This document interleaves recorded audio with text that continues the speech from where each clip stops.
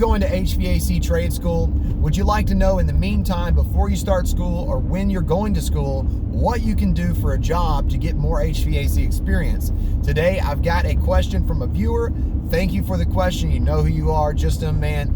The question was, Taddy, I'm starting school in January. The course is about 2 years, but what can I do in the meantime to try to get experience? Well, today I would like to encourage you, before I get into this answering of this question, to go check out my playlist, Tips for Technicians. I've got several videos like what is a real technician, what to expect after HVAC trade school, how to get a job after HVAC trade school. There's several videos with lots of information there, and it's free for you. Now, I have to ask you to hit the like button, hit the notification button so you guys see more videos, and share this. If you can do that for me, that will help me to make more videos because it gives me more time. If you want to support me or you want direct contact with me to try to get technical support or ductwork consultation or whatever in relation to HVAC or aquaponics, check out my Patreon, links in the description. Now, what kind of job can you get? So you don't have any experience, right? So that's going to be one thing you got to know, is that when you go to visit an employer, and I strongly suggest that you visit an employer if you want a job right now, it could be the potential employer that you are going to work for when you graduate HVAC trade school. But I would encourage you to go check out employers. Ask them what type of services they offer. Ask them their best advice for you. Tell them that you're going to school, you start this year, and that you're looking forward to being employed and working in the HVAC industry. That's something that you need to do, guys. But also know that when you go to school, halfway through the program, some programs offer a co-op. So you can go to school a couple days a week, and then you can go work for an employer that you might potentially work for. So I have actually hired technicians through this co-op program, and I have a couple of them that are working for me now, and they worked out great. They're fantastic, and it was a great program. Now, your teacher is really the key to your success, okay? Because if they're not hands-on experience and they don't teach you the process of elimination to where you're always finding the problems. See, real technicians find problems. They don't just wait for them to come to them. They don't just change parts. They're diagnosing their process of eliminating. They know the sequence of operations as well. They know how things work. That's a real technician. But a job right now is going to be hard to get unless an employer is willing to hire you and you don't have any experience. I mean, you need to go in there and go, hey, I'll work for minimum wage and I'll clean your shop. And if I get the chance to ride with a technician or an installer, I want to do that. That's what you really need to do, because you're not really going to be worth your weight to the employer. And I'll tell you that technicians coming out of the field don't know what they're doing. And I can ask them several questions, and I always do when they come in the office. I ask them the questions, hey, do you know how to use an anemometer? Do you have a MagnaHelic? Do you know what static pressure is? Do you know how to check static pressure? Do you know what external static should be? Do you know how to check CFM? Do you know how to calculate CFM? Do you know how to check temperature split? Things like this. Do you know how to tell BTU?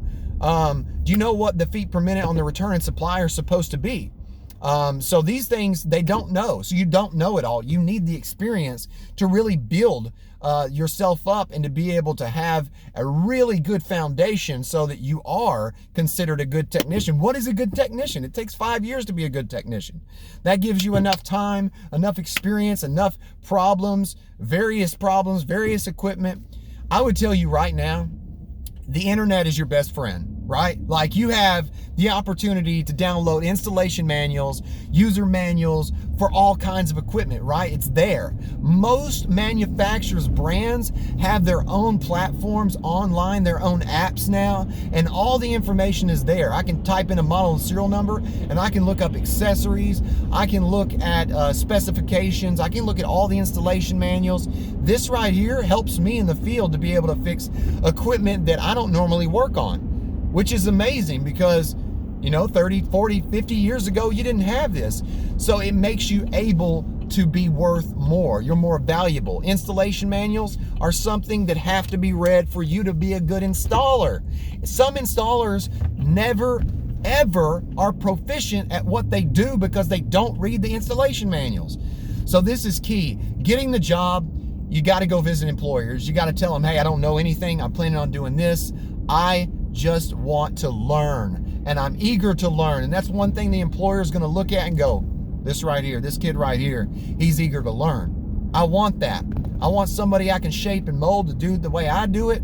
They don't want somebody coming in thinking they know it all, and you don't know it all. You're not a real technician. If you're coming out of HVAC course, school, you cannot consider yourself a technician. Not until you're able to. And check out my video playlist, Tips for Technicians. I've got a video on there, 5 tips that you need to know when you're considering becoming an HVAC technician, and those are critical in that video, those 5.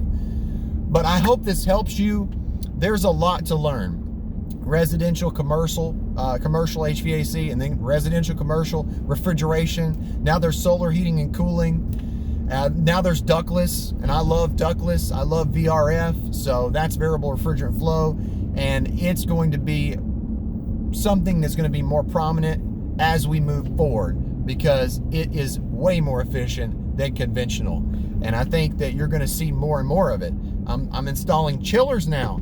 Modular air-cooled chillers look like condensers, and they do, cool water and hot water, and it's amazing. The bigger commercial industrial facilities, factories, plants, they're looking into saving more and more money. They want to make their processes and their production areas more efficient, and that is because green energy. We're all going towards this, hey, let's save the environment and all that good stuff. That's for another video. I don't even want to talk about that really, but building management systems. So you can work for a distributor, you can work for a HVAC contractor, you can work for a manufacturer, you can offer tech support, you can be a field service rep. There's so many different jobs. But how to get experience right now is you need to go visit an employer, or you need to take, if you have family members, you need to go to their house and ask if you can clean their unit. Okay, and check out my videos, how to service and clean a unit. Or I'll make another video on it. If you guys want another video, just ask me. Give me requests. I can do more videos for you guys. I want you to know more. I want you to be better prepared for the field so that you don't make common mistakes that most technicians make because they don't have anybody there to help them to learn. I didn't really have a lot of support. Now I have more support than I've ever had. But I started out just changing parts and learning the really hard way. I would say that the best thing for you to do to get experience is read installation manuals. And I would say hands-on training. Try to find somebody you know and see if they'll let you ride with them. That's actually a good way to learn. So guys, hope you liked this video. I hope it was informational. If you need anything, let me know. I'm here to help. I think that's the best option for you to get a job is just go visit employers. Just try to clean equipment that you have available to you, and if you tear something up, then of course it was yours and it wasn't somebody else's. So guys, thanks for watching. I'll keep you cool if you let me.